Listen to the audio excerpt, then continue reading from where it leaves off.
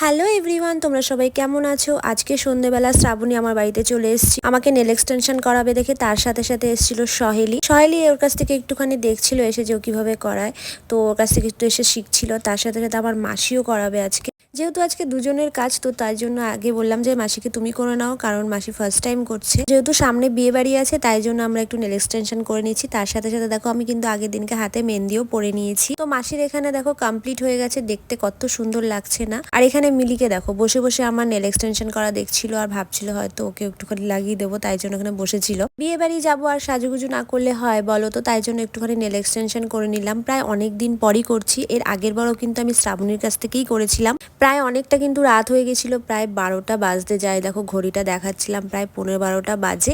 তো অনেকটাই রাত হয়ে গেছিল, যেহেতু দুজনের করেছে তার জন্য অনেকটা লেটও হয়ে গেছে। আর আমার হাতের ফাইনাল লুক দেখতে পাচ্ছ কত সুন্দর লাগছে দেখতে।